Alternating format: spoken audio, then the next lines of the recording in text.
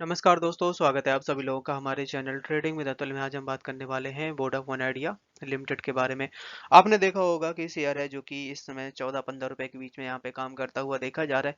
जो अभी रिसेंटली बड़ी गिरावट हुई थी वहाँ पे शेयर है जो कि 7 से 8% तक की डाउन साइड दिखाई थी, बट यहाँ से फिर से 15 रुपए के ऊपर निकलने को तैयार है, क्योंकि रिसेंटली इसने अभी 16 साढ़े 16 रुपए का हाई बनाने के बाद एक बड़ी प्रॉफिट बुकिंग आती हुई देखी गई थी।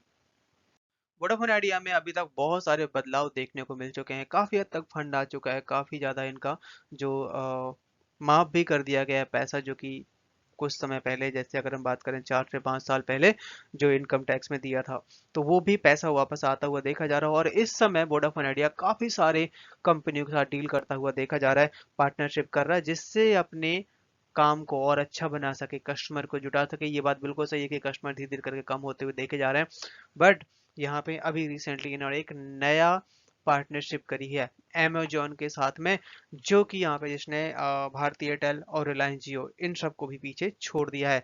इस तरीके से प्लान बनाया गया है कि काफी ज्यादा यहाँ पे सब्सक्रिप्शन बढ़ने वाला है।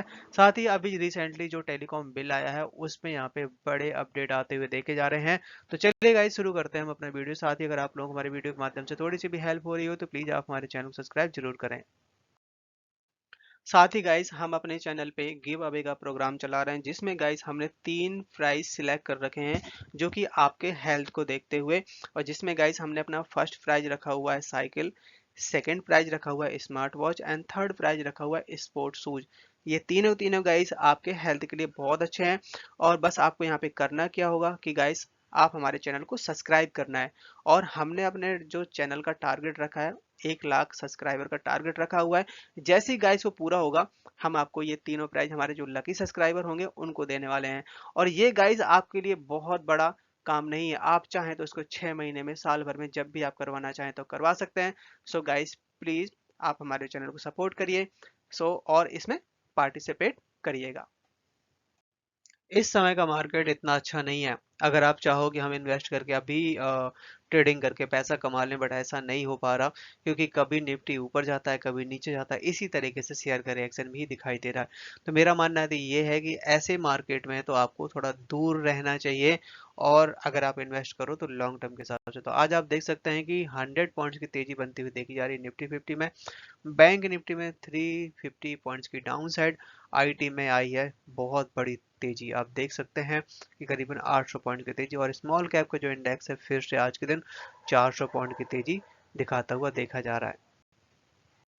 जिस तरीके से मार्केट में मोमेंटम बना हुआ है, आप देख सकते हैं कि इसमें काफी अच्छा वॉल्यूम के साथ कामकाज होता हुआ देखा गया। 27 करोड़ का वॉल्यूम था। अगर हम बात करें यहाँ पे 1 वीक 1 मंथ, तो 1 मंथ और 1 वीक का काफी अच्छा वॉल्यूम दिखाई दिया है।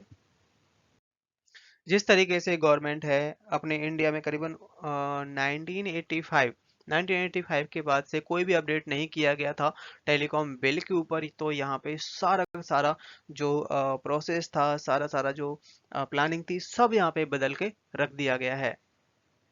और ये जो बिल निकल के आया है, इसको यूएस से कंपेयर किया जा रहा है, क्योंकि अभी कुछ समय पहले यूएस के साथ इनकी मीटिंग हुई थी, और वहां से जितना भी गाइडलाइन वगैरह है सारा का सारा यहाँ पे उतारा जा रहा है, जिससे अपने यहाँ की जितनी भी टेलीकॉम कंपनी है उनकी सर्विस अच्छी होती हुई देखी जाएगी।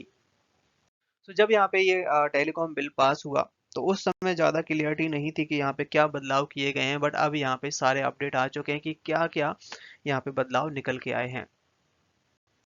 अगर हम टेलीकॉम बिल को डिटेल में पढ़ते हैं तो बहुत सारी इन्फॉर्मेशन है, बट यहाँ पे कुछ सारे ऐसे पॉइंट्स लेके आया हूँ जो कि हो सकता है आपके लिए थोड़ा बेनिफिशियल हो। बताया जा रहा है कि यहाँ पे कोई भी पर्सन केवल एक ही गवर्नमेंट आईडी से अपनी सिम ले सकता है। अगर ऐसा नहीं पाया जाता है, मतलब फ्रॉड आईडी मिलती है, तो उसको यहाँ पे 3 साल की जेल और 50 लाख का जुर्माना, या दोनों ही देने पड़ सकते हैं। साथ ही अगर कोई भी यहाँ पे किसी भी आईडी में, अगर किसी ने 9 सिम तक आप ले सकते हो, उससे ज्यादा अगर किसी ने लिए हैं तो उनको लगाई जाएगी 50,000 की पेनल्टी फर्स्ट टाइम, और अगर वो नहीं मानता तो उसके बाद यहाँ पे 2 लाख की पेनल्टी लगाई जाएगी।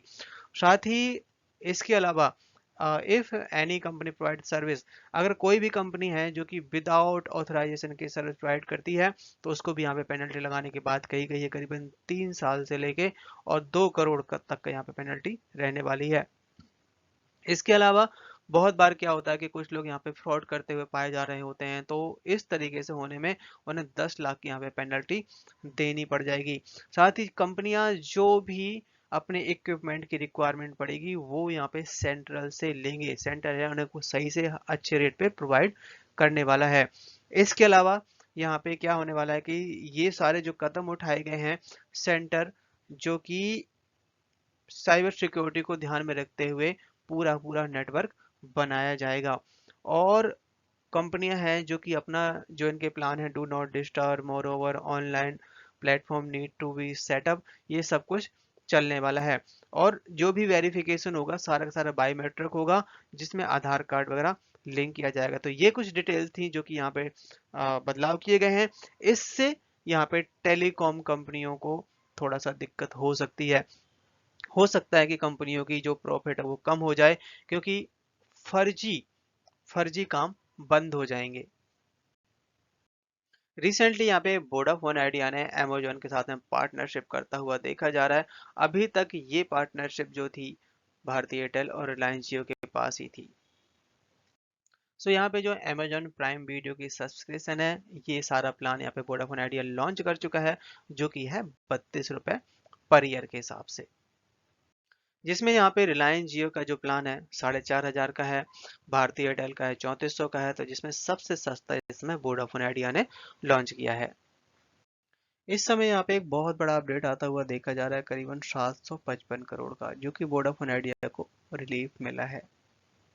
वोडाफोन आइडिया का एक डिस्प्यूट चल रहा था टीडी एसईटी के साथ में, और करीबन 2018 की बात है, तब वोडाफोन आइडिया की तरफ से 755 करोड़ दिया गया था। वो थी आपकी लाइसेंस फी, बट यहाँ पे कुछ एक्स्ट्रा लाइसेंस फी लगाने की वजह से ये डिस्प्यूट था, और जो कि यहाँ पे अब टेलीकम्युनिकेशन डिपार्टमेंट की तरफ से रिलीफ दिया गया है।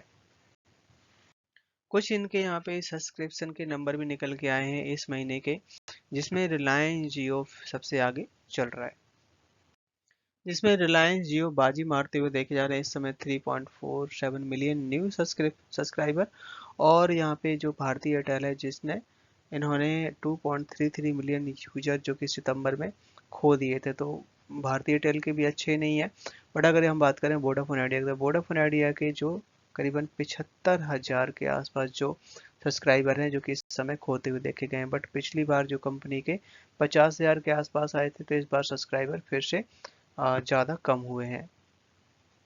आज के दिन शेयर ने हाई बनाया, 14 रुपए का लो बनाया, 13.45 पर क्लोजिंग दी, 13.60 पे 0.5% तक की डाउनसाइड दिखाई दी है। चार्ट में नजर डाली जाए तो यहाँ पे आप देख सकते हैं 13.65 पे शेयर काम कर रहा है। सबसे बड़ा सपोर्ट यहाँ पे आपका 12.80 का है, और अगर नीचे गिरता है तो आपका फिर जो सपोर्ट है आपका 12 रुपए का यहाँ पे सबसे बड़ा सपोर्ट है। ऊपर तरफ की जो रैली बनेगी तो आपको 15 रुपए तक जाता हुआ देखा जा सकता है। वोडाफोन आइडिया ने आज के दिन एक बहुत बड़ी पार्टनरशिप करी हुई है, जिससे वो अपनी कॉलिंग और जो नेटवर्क है उसको इन्हांस कर पाए।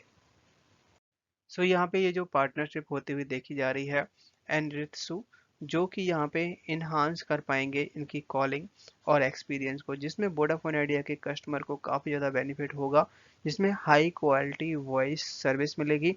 साथ ही यहाँ पे इंटरनेट भी काफ़ी स्पीड से बढ़ने वाला है।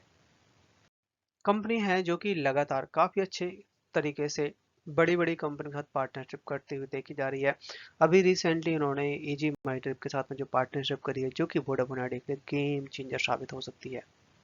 अभी तक क्या था कि आप जो भी होटल बुकिंग, ट्रेन, बस, कैब बुकिंग, जो भी आप इजी माई ट्रिप के थ्रू करते थे, उसमें क्या होता था कि आप कुछ जो पेमेंट है इजी माई ट्रिप के पास भी जाती थी, मतलब अपना कमीशन लगता था। बट जो भी वोडाफोन आइडिया के जो कस्टमर हैं, तो यहाँ पे वोडाफोन आइडिया ने एक ऐप लॉन्च किया है, मतलब जिससे आप रिचार्ज वगैरह करते हैं उसी ऐप में एक कॉलम और ऐड कर दिया है ये सारी बुकिंग के लिए, जिसमें आपको जीरो कन्वेंशनल फी लगने वाली, मतलब कोई भी चार्ज नहीं लगेगा अगर आप यहाँ से वोडाफोन आइडिया के थ्रू बुक करते हैं, जिससे यहाँ पे बहुत ज़्यादा बेनिफिट होगा। इसके अलावा इंटरनेशनल होटल्स, हॉलिडे, बस एक्टिविटी, कैब बुकिंग, इन पे भी यहाँ पे काफ़ी ज़्यादा छूट भी आने की उम्मीद है। इसके अलावा अगर आप वोडाफोन आइडिया ऐप के थ्रू ये सारी चीज़ बुक करवाते हैं, तो आपको free airport pick and drop ये भी उसमें सर्विस अवेलेबल होगी। और जो कि आप यहाँ देख सकते हैं होटल बुकिंग है मिनिमम बुकिंग वैल्यू, जो कि सबसे कम जो वैल्यू है वो यहाँ पे लगने वाली है। जैसे कि हम जानते हैं कि इनके जो सीईओ हैं उनकी तरफ से अनाउंसमेंट निकल के आई थी Q2 के नंबर्स पे कि हम बहुत जल्द दिसंबर के महीने में या फिर जो Q3 के नंबर्स आएंगे वहां पे हम फंड रेज कर पाएंगे। जैसे कि हम जानते हैं कि 15 दिसंबर ऑलमोस्ट खत्म हो चुका और अब रह जाता है ऑलमोस्ट हाफ। तो इस महीने तो अब ये अपडेट नहीं आएगा कि यहाँ पे फंड रेज होगा। बताया जा रहा है कि 2024 मार्च तक भी फंड रेज नहीं हो पाएगा। और रिसेंटली इन्होंने 20,000 करोड़ का फंड रेज की ट्राई कर रहे हैं। और इस समय कंपनी के पास 2 ट्रिलियन का यहाँ पे जो लोन है। और यहाँ पे प्रमोटर्स हैं जो कि यूएस में भी बात कर रहे हैं, बैंकों से भी बात कर रहे हैं फंड रेज की। और यहाँ पे इस पे बहुत ज़्यादा सीरियस डिस्कशन चल रहा है। कंपनी है जो कि 1,60,000 किलोमीटर की फाइबर ऑप्टिकल फाइबर बिछाया हुआ है, जो कि ब्रॉडबैंड में काम आता है और काफ़ी पैसा कमाती है कंपनी।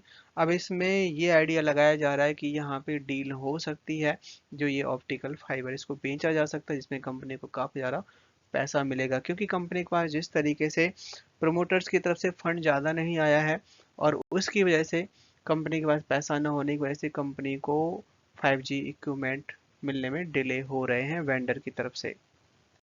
इस समय गाइस क्या है कि प्रमोटर्स के पास काफी ज्यादा हिस्सा इन्होंने गवर्नमेंट को बेच दिया था। आप देख सकते हैं कि प्रमोटर्स के पास जो 75% तक का स्टेक था, जो कि इस समय 50% तक रह गया है।